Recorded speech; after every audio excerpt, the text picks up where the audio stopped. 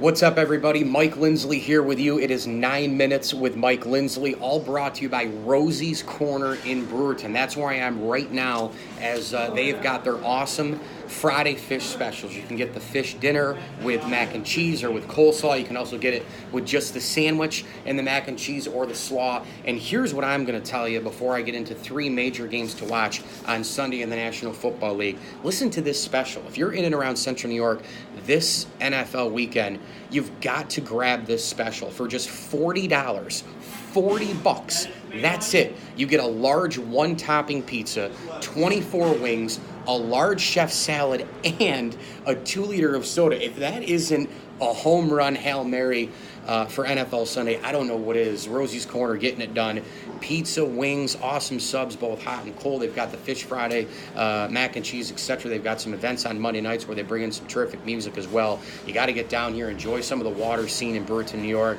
Terrific, terrific place to come. If you are in Central New York, make sure you come down to Rosie's Corner. I want to concentrate on three games this week in the National Football League. They are predominantly on Sunday games, and on Sunday, rather, for these three games. And the first game is, to me, the Texans and the Patriots. And the reason why I'm looking forward to this game is, well, obviously, the New England Patriots are a number one in terms of the team to watch. They will be until Brady and Belichick are gone. And this game, to me, though, has more to do with the ability of Deshaun Watson to get back. If Deshaun Watson comes back and plays a great season healthy, this team has an opportunity to possibly make a Super Bowl. That's how much of a difference maker he made last year.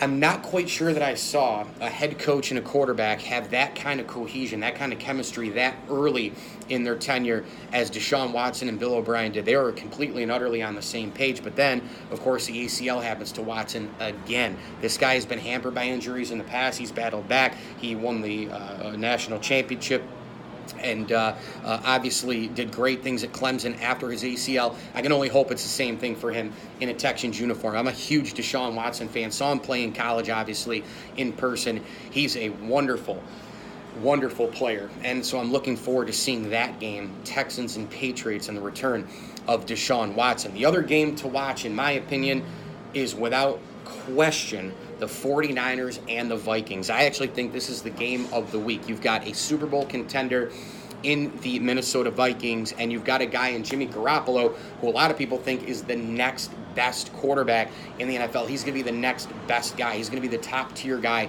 in a couple of years when Brady walks away, when Big Ben is done, when Breeze is done. A lot of people think he's going to be the guy. He has not lost yet, of course, and I'm looking forward to seeing the chess match back and forth between this newer version of the Purple People Eaters of the Minnesota Vikings and, of course, the Jimmy Garoppolo-led 49ers with Kyle Shanahan as the head coach. Here's a guy who can diagram plays like no tomorrow. He does an unbelievable job of mismatching and playing the little bit of the chess match there to get wide receivers and tight ends up against linebackers, up against slower players. Kyle Shanahan is an offensive mastermind, so I'm looking forward to that chess match. The Garoppolo offense, of course, up against the Minnesota defense. I think the third game that I'm looking forward to the most, it's going to be Bears and Packers. You know, there's a few other games on the schedule. As a Bills fan, obviously it's Bills-Ravens from a heart standpoint, from an obvious standpoint, but from a football standpoint, from a philosophical standpoint, in terms of the best matchups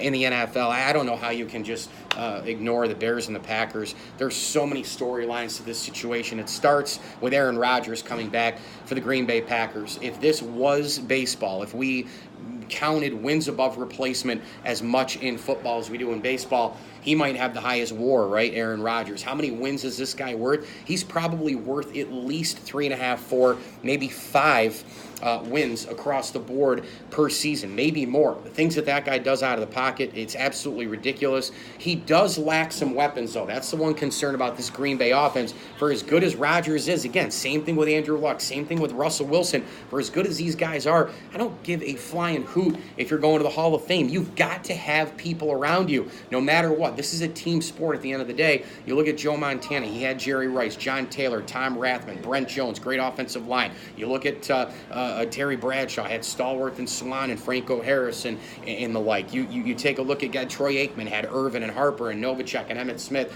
Daryl Moose Johnson, and one of the best offensive lines in NFL history, you've got to have people around you. That's the only concern. I'm just not sure Aaron Rodgers is going to be able to get the Packers to any kind of a top of a football mountain here this year, because he does lack so many weapons. However, when you look at what he does, he makes marginal players better. He and Tom Brady have that in common, that they are so good. Their ability is so high that they can make just regular Joe Schmo into a 1,000-yard receiver. Remember Chris Hogan playing for the Buffalo Bills? He turns into a 1,000-yard receiver with the New England Patriots. You take a look at Aaron Rodgers and some of the other players he's had in the receiving corps. The guy's been unbelievable. I mean, he's been able to simply and utterly change the dynamic of games, get out of the pocket and throw on the run and extend plays.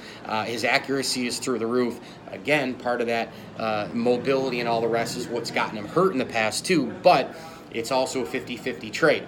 Rodgers likes to get out of the pocket. He's not necessarily a true hybrid guy. He doesn't run first. He can just extend plays. He has the ability to get out of the pocket. The other half of it is his offensive line, like Luck, like Roethlisberger, like Russell Wilson, like so many guys. The offensive line is so bad. The other storyline in this game is obviously Khalil Mack. I mean, Khalil Mack, I just am still stunned that a player of his caliber was traded. I mean, this guy is only 4 years into his NFL career, and he has already established himself as one of the top 2 or 3 defenders in the NFL, and he is a total game changer. If he stays healthy for the next 8 years, 5, 6, 7, 8 years, he's going to go to the Hall of Fame. That's the bottom line. You could tell me all day about building your football house and getting more draft picks and this and that, the other thing. I couldn't care less about 2 first-round draft picks right now in the future if you're giving me Khalil Mack today. Khalil Mack right now to go terrorize quarterbacks, which is going to start on Sunday for the Bears against Aaron Rodgers, which is basically why you got him as well, right? I mean, Aaron Rodgers is in your division. Matt Stafford is in your division. You got a deal now with the Minnesota Vikings as a division and Super Bowl contender. They're in your division. That's 6 games against pretty darn good quarterbacks, pretty darn good offenses. To me, the Khalil Mack deal was a no-brainer win for the Chicago Bears. I just cannot fathom John Gruden and what he thinks. Again, if it's not a quarterback, John Gruden really doesn't care about the player. I think this was a buffoon move by the Oakland Raiders in trading Khalil Mack. I don't know how you get rid of this guy. I could be proved wrong. There's no question about it. We still have to see how it plays out on both sides. You never know. Maybe the Raiders will get those 2 picks and they'll end up being Hall of Fame caliber players, Pro Bowl guys, whatever. But I wouldn't have done it. I would have kept Khalil Mack right on my roster. So Bears, Packers, 49ers, Vikings, and Texans, Patriots are the 3 games for me to watch this coming NFL Sunday. Hey, this is 9 Minutes with Mike Lindsley on IGTV, YouTube, and Facebook. Don't forget to come to Rosie's Corner, where I'm sitting right now in Brewerton, New York. They've got a slew of awesome food. They've got hot and cold subs, pizza, wings. They have their fish sandwich going on every Friday, plus the fish dinner. You can do it with French fries and coleslaw. You can do it with mac and cheese. Combo it up, do your thing. Get some gift cards coming up for the holidays as well. Rosie's Corner is the official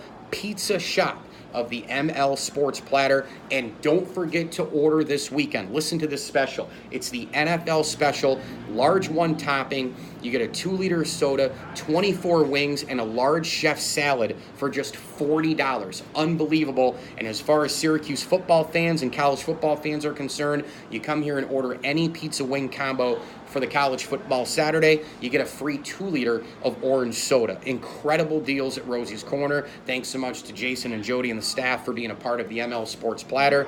Again, I'm Mike Lindsley. Hit me on Twitter at Mike L Sports. As I always tell you, enjoy the games.